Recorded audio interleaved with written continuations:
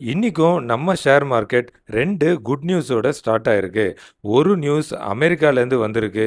இன்னொரு நியூஸ் நம்ம Indian central கவர்மெண்ட்லேருந்து வந்திருக்கு. அமெரிக்க பிரசிடென்ட் ட்ரம்ப் என்ன சொல்றாருன்னா, அமெரிக்கால இருந்த ஷட்டவுனை முடிவுக்கு வந்துடுச்சு. இன்னைக்கு நியூஸ் சேனல்ல அவர் கையெழுத்து போட்டு அதை முடிச்சு வச்சுட்டாரு. நம்ம சென்ட்ரல் கவர்மெண்ட் கொடுத்துருக்க குட் நியூஸ் என்னன்னா, அவங்க கேபினெட்டை கூட்டி 45,000 கோடி ஒதுக்குறதா முடிவு பண்ணியிருக்காங்க.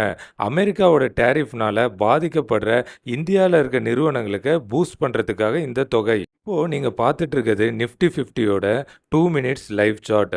இன்னைக்கு நிஃப்டி 50 மார்னிங்கில் சைட்வேஸில் ட்ரேட் ஆகிட்டு இருக்கு. நேற்று ஒரு கேப் அப்புக்கு அப்புறம் இன்னைக்கு நியூட்ரலாக இருக்கிறது சகஜம்தான்.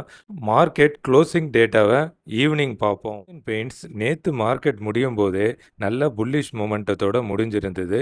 இன்னைக்கு மார்க்கெட் ஓப்பன் ஆன போதும் அது அந்த மொமெண்டத்தை தக்க வச்சுக்கிச்சு. க்ரூட் ஆயிலோட ரேட் கம்மியாக இருக்கிறதுனாலையும் அனலிஸ்ட் அதுக்கு அப்கிரேட் பண்ணனாலும் இன்னும் பாசிட்டிவ்லேயே ட்ரேட் ஆகிட்டுருக்கு ஏஷியன் பெயிண்ட்ஸ். இந்த கண்டென்ட் உங்களுக்கு யூஸ்ஃபுல்லாக இருந்தால் இந்த வீடியோவுக்கு லைக் பண்ணுங்கள்.